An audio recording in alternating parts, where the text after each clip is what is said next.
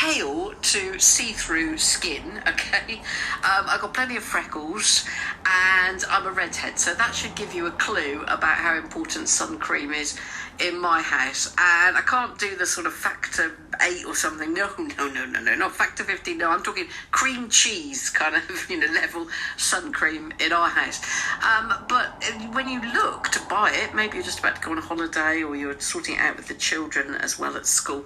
Have you noticed the cost? Well, the Dutch government has actually begun offering free sun cream in schools and universities and public spaces. It's providing sun cream dispensers, some converted from hand sanitizer dispensers used during the pandemic. It's in response, they say, to the worrying rise in skin cancers, but also concern that the cost of living crisis means some people just not able to afford it. Sun protection, despite the hot weather, just too expensive. So, is it an idea to do something similar here? Chelsey Edmunds is from the cosmetics company Escentual, based in Cardiff, and they do donate free sun cream to schools and charities across the UK as part of its Sun Poverty campaign. Hello, good morning to you, Chelsey. Hello, how are you, Anna? I'm good, thank you. So I've described me. I'm a perfect candidate for sun cream. Do you want to describe yourself? Or how important is sun cream in your life? Quite fitting in terms of, my background, free school meals. I didn't have access to free sunscreen.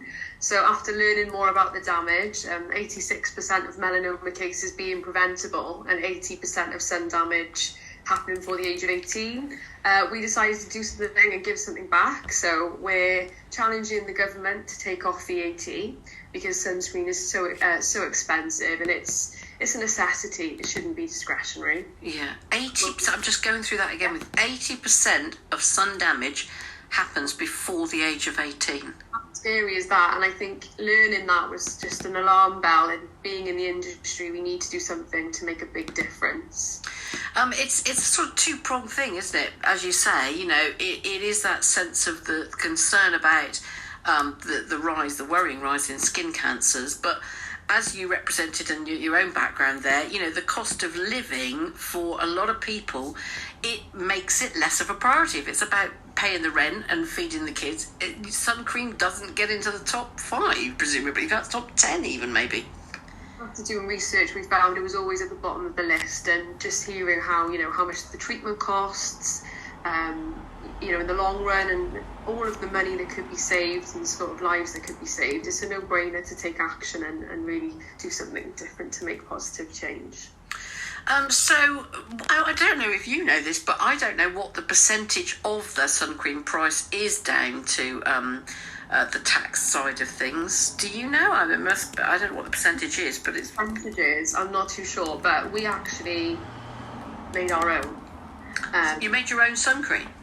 Yeah, this is actually an Australian grade, so it's the highest protection to help with the campaign, because we wanted to make sure what we were donating was the safest and highest grade. So we have these long lists that we sent over to Australia. So in terms of what we've done, we've got some information on that. But this is a no-profit sunscreen, non-profit. So. Wow. So how difficult was that to get to the basis of what's needed, what are the vital ingredients, and to make sure that you had top dollar stuff you're making? It took maybe about a year and a half, but it's been so worth it. And, all of the normal pain points associated with sunscreen, white cast, sticky, uncomfortable texture, nasties, we're taking into account. Like, this is the one that we're donating to schools. And you can write, we spoke to a lot of parents and what they needed, a cap so they couldn't lose the lid, yes. Named space to personalise, and a clip for the school bag. And it's so cool. When I was in school, sunscreen wasn't cool. So see kids flipping these to their bags and saying, oh, look at my sunscreen, and knowing how to apply it as well, because that's what we've been doing too.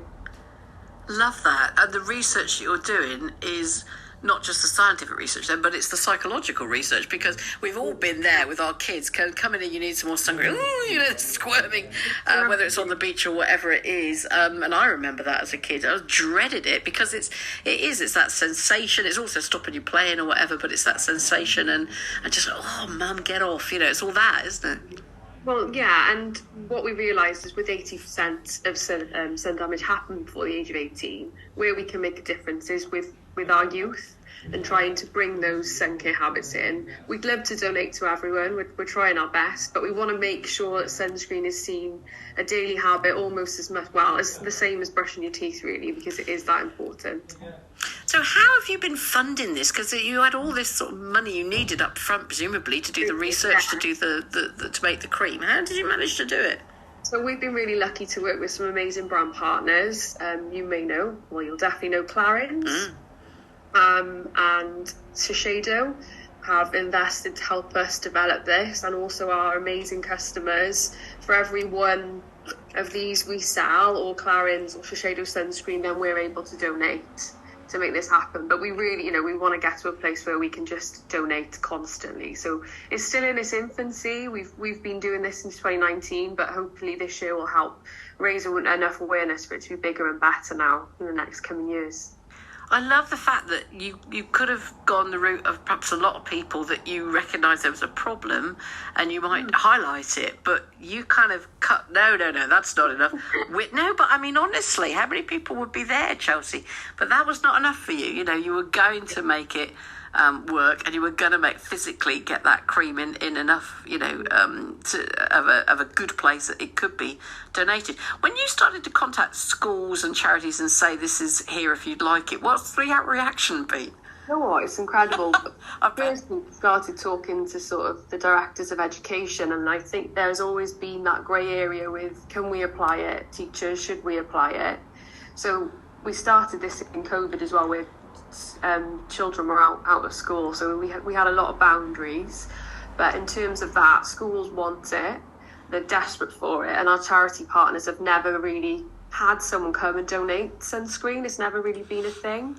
But again, because ours is suitable for sensitive skin, we wanted to make sure we push through as many boundaries as possible. And with the current heat wave, the demand is like unprecedented. It's flying out. We're actually at the point where we're going to have to try and get some more over from Australia because it's crazy.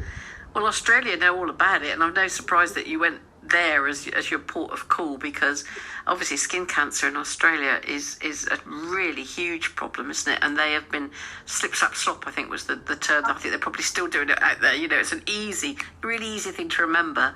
Get that sunscreen on. They've got the pumps everywhere, and in terms of covering a family of 4 for one day in the sun, that's 200 ml needed. So for a 7-day holiday, we just do the maths. Yeah, and it's just staggering.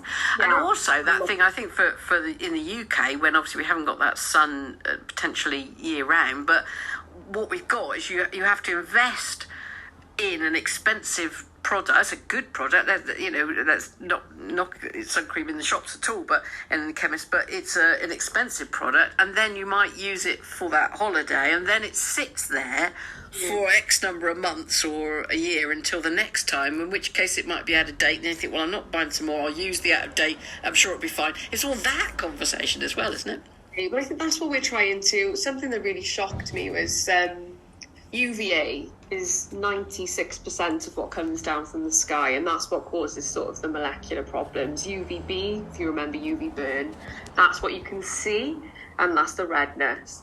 And UVA can penetrate glass, so if you're in your car or if you're in an office next to a window, you'll still have the effects of UVA damage. So technically we need to change the narrative on that. It's to be used every day all year round, and UVA is still there when it's cloudy.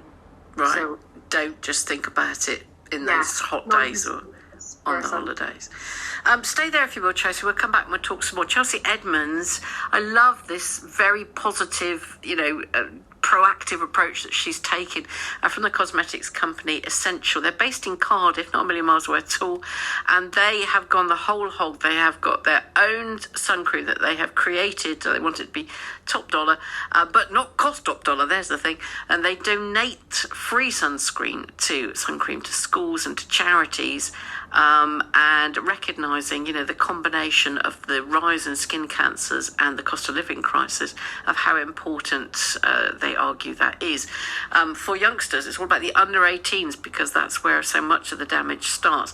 More on that to come. And during the holidays than the rest of the year, but my goodness me, it's not cheap, is it? Well, the Dutch government has begun offering free sun cream in schools and universities and in public places, and it's providing sun cream dispensers. They're just there, you help yourself, just like the hand sanitizer. In fact, they're using some of the hand sanitizer dispensers from the pandemic they've converted.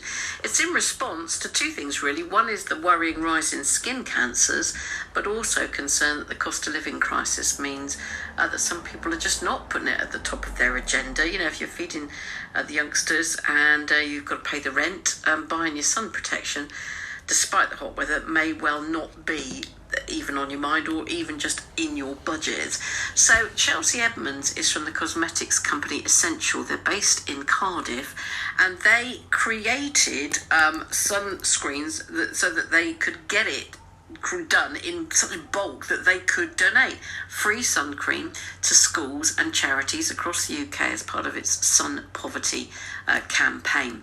So coming back to you, Chelsey, I was just thinking about the physicality of this.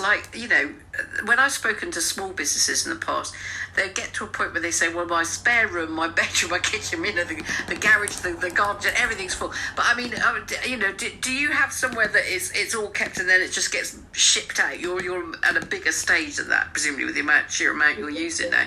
It's a bit of both. Don't laugh. I've actually got some in my boots, because if I see anyone who needs it, I've got it ready to distribute. And I try and leave one in a shopping centre as well, in the centre. But most of the sunscreens are good to hear, actually, with our charity partners, In Kind Direct and beauty banks. So we keep some here that we can send to schools when we need to, and then most of them go through the distribution centres from the charity partners. I love that, but I'm still in your boot. So you're going along, you're driving along, and then you see somebody who's getting a bit pink, and then you pull over. No, tell me this is a conversation. Honestly, unfortunately, there's a lot of homelessness as well. So I think that's something that we've got to remember, is they're out and they're getting burned left, right, centre. Of course. Yeah, and then you're there to help. You touched on the thing about, there was this weird, well, they're not weird, but it's something that we wouldn't have seen 30 years ago, let's put it that way.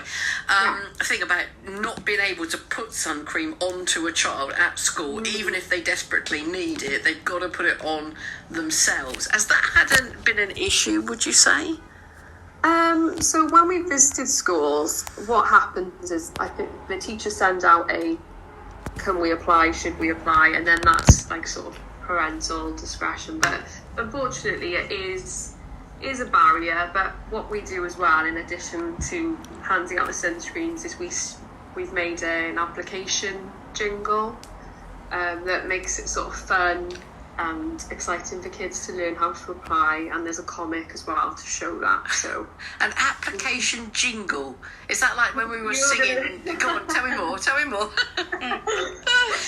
So basically it's a play on the words of essential, so it's the essential way to apply sunscreen, so E for eyes, etc., which I can share with you.